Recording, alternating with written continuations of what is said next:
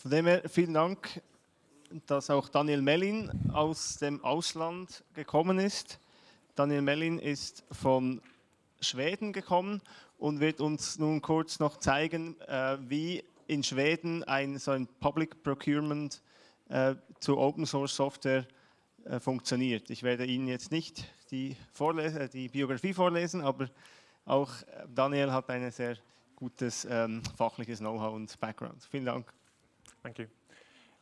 First off, I have a pretty bad slot now, I realize. Everybody wants to go to lunch, and I have 20 minutes to do this anyway, and 20 minutes is far too little to talk about this in all details, and it usually comes up a huge amount of questions as how do you do that, and how did you come to that conclusion, and what happens that and then.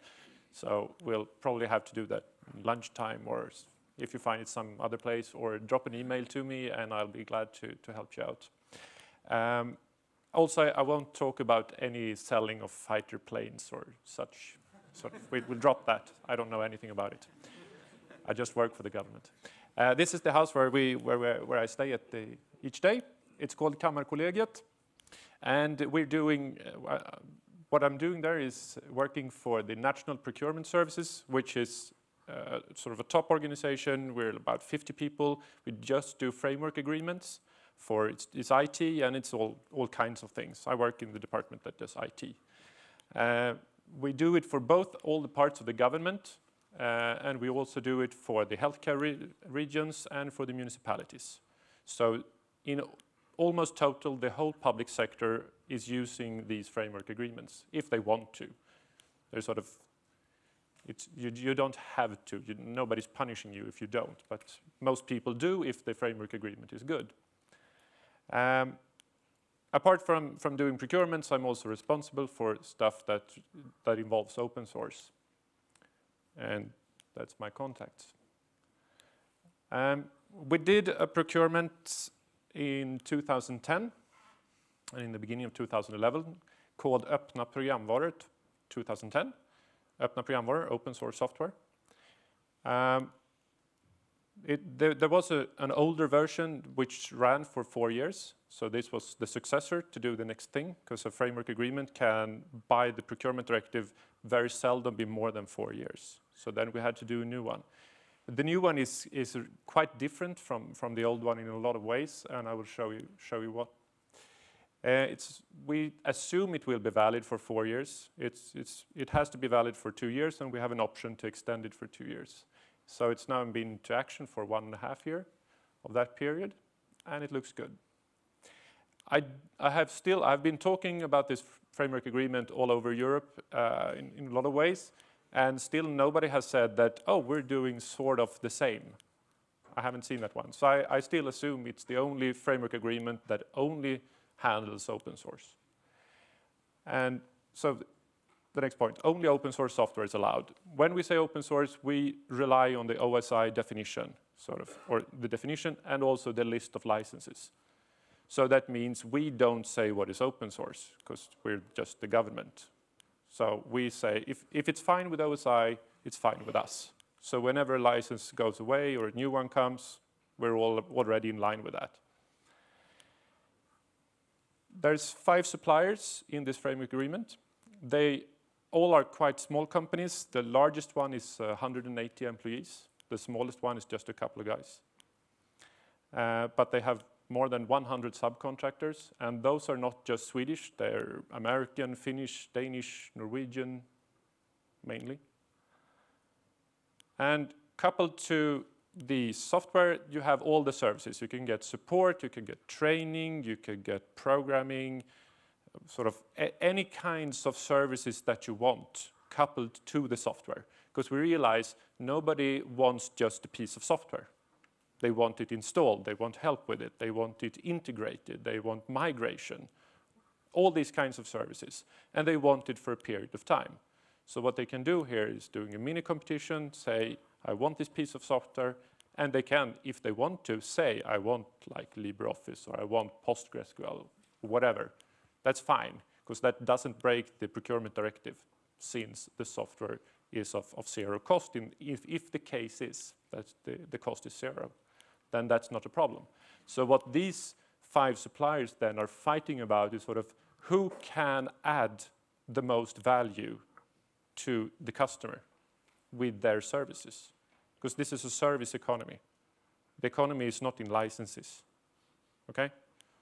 So what we do want here is 5 suppliers that knows their stuff. They know it. So they were selected because they knew open source best. They had the best people to back them up. People who write the software. People who are active in the particular kinds of software that's in. The last point, there's one point I would like to add. So the sales during 2012, I tried to translate it to Swiss francs, like 12 million. It grows annually by like 15%, and it's been doing that for last 3-4 years. So we see it's definitely successful, and it's definitely worthwhile. And we also see that the public sector likes it. They like the way to do it. The main point I would like to add, and which sort of comes up and also in this the TCO discussion, is what about proprietary software then? How do you buy? If you want to have a functional requirement specification that says, I want this, I don't care about the license or other things. I want this piece of functionality, because that's what you should be after. If you want to do that, how do you fit that into this one? You don't. That's the main drawback of the Swedish solution. You as a customer has to decide from the beginning. You have to do research like RFIs, or do some pre-studies and say, what kind of software solutions is available? And then they can check, is there an open source solution available? If there is, and it seems fine, they can usually download it, test it out, and see, well, this seems to be working. Then they do the mini competition here. If they realize there is no open source software, or there is no that remotely fits our needs, then they go with the sister to this framework agreement, where you can buy all kinds of software, open source and proprietary. The main reason why we're doing this is the suppliers that knows open source are small companies, and they're specialized. The companies who are selling proprietary software are big companies, and they're not specialized. So if we would combine them in the same framework agreement called like software, and then the customer comes along and say, hey, I have a functional requirement specification, bring me the best you got. Do you think that the large company who is the supplier would sell open source? No way. No way that would happen. They would just steamroll over the market and sell whatever gains the most money for them. That's the way the market works. So that's why we put them in 2 different categories, software or open source software. So every IT manager that has sort of seen that open source is a good way, this is where we want to go, they use this one. And they know that they get specialized people.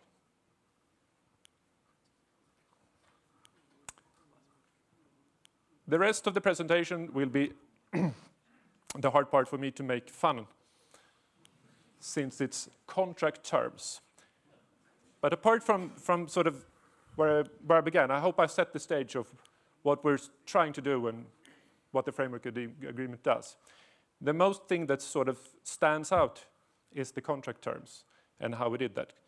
In the framework agreement, there is contract terms that comes along. So every customer who buys from this framework agreement will have the contract terms already set. And I was part of writing them. So the supplier or the customer cannot change. They're bound by. These are the terms. And they're, of course, very good for the customer, since I wrote them. Okay? So the supplier cannot come along and say, hey, we have our own terms, which are always good for them. We said, no, we write them. That's what we always are doing, by the way. So we looked at the different kind of contract terms that are usually done when you buy software and you buy consulting services. So we said, yeah, a bunch of these are good, and they're nice, so we keep those. And then we added some other things. And here's important, sort of the rationale, how we were thinking was that we want a competitive landscape. We want these suppliers to be on toe, since back again. This is a sort of a competence economy. It's the services that matter. The best services you get from the people who knows their stuff. These people move around, but they're still, you want the guy or girl who knows their stuff. That's the one you want. So you want the suppliers to always be nice to those people and keep them available to the customers. So we have things in the contract to make that happen. We will also want to minimize the risks. All these sort of the FUD things of you don't get any support, it costs blah, blah, blah, and you have all the licenses, and what about copyrights, and what about patents, and sort of. We had all these discussions, and we said, yeah, we'll take care of that. So we can go to the customer and say, you don't have to think about that. It's already arranged. And the customer says, whoa, great. Because they don't understand. But you have to realize this in all kinds of ways. And always when you discuss that, who is buying what? The customers, in my point of view, buys whatever they want. They find a way. If they want to buy a proprietary piece of software, even though there's an open source software alternative that is as good, but if they want to have that proprietary software, they will buy it. It doesn't matter what we do, from my point of view. I cannot make any kind of contract terms or framework agreement that changes that. And the last thing, if there is some software development taking place, say that you buy a piece of software and then the supplier can maybe add something, a module, some integration works, there's some programming involved, or maybe translation to Swedish, then we want that to be provided back. We want to have the contract terms in place so that will be provided back. So the supplier doesn't sit with the best cards and say, oh, you got an open source solution, but if you want extra services, you have to call me again. No way.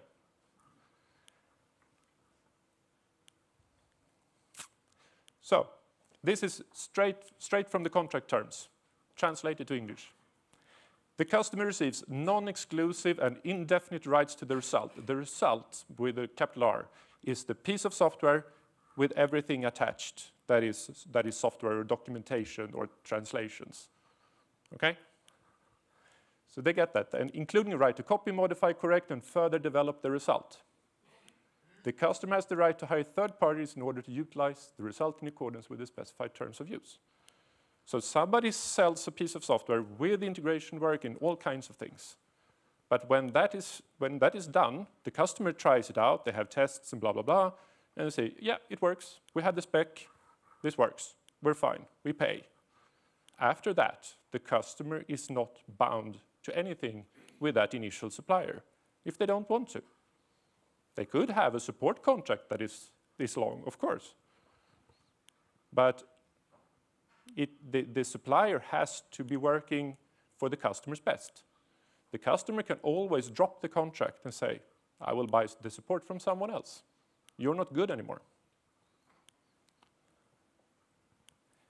Next, the supplier must indicate to what extent the software license affects the customer's right to the result. Here's where the supplier has the upper hand because the supplier understands the GPL or the UPL or the Apache license. The customer don't.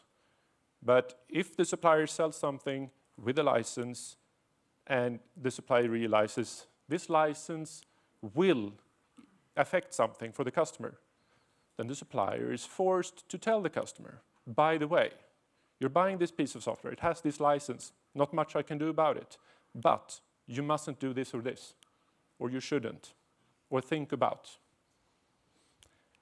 I doubt this is very often used, but it's there.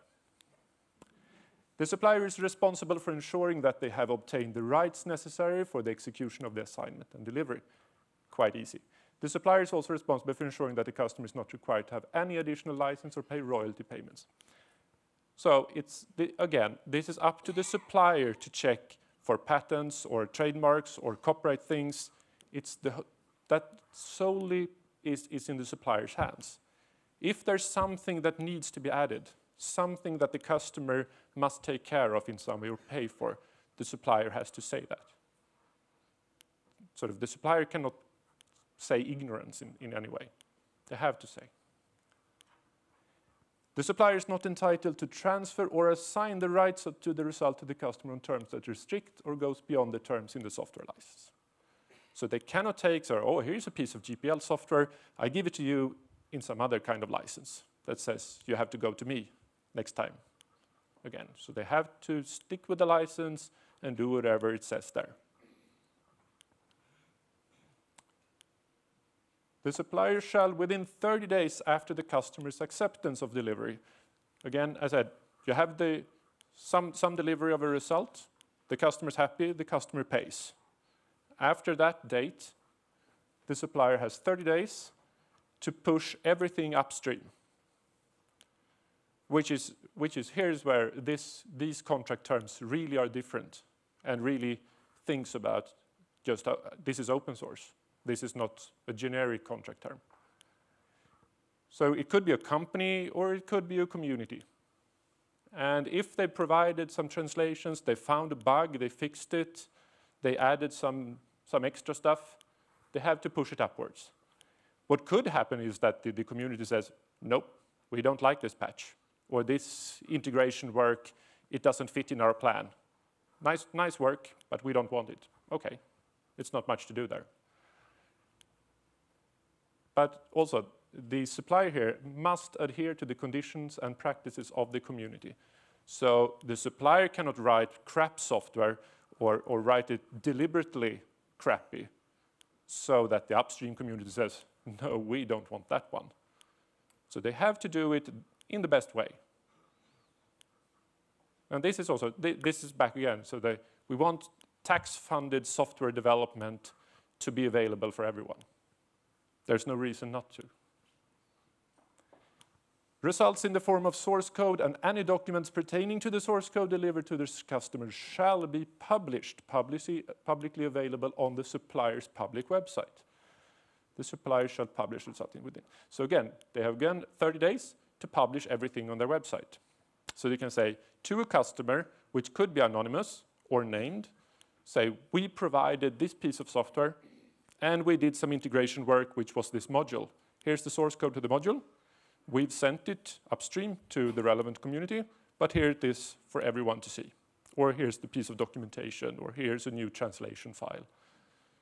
So this makes it also impossible for the solution to be sort of locked in to the supplier.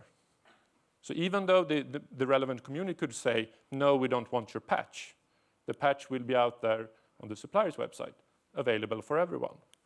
So if the customer is not happy with the supplier, he could sort of drop the contract, make a new mini competition, and say, I have this piece of standard software with the patches that are available on that website, and I just want support and training. Compete for that, bid for that.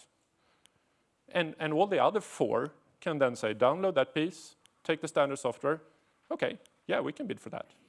Maybe they've hired the guy who did it, who knew about it. So that's how we try to make these kinds of suppliers always be on their toes. They must always provide the best competence. Otherwise, all these kinds of projects fail. Because this is a competence economy. It's not products.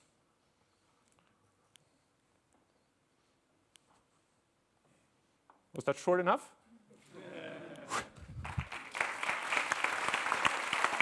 Thank you very much.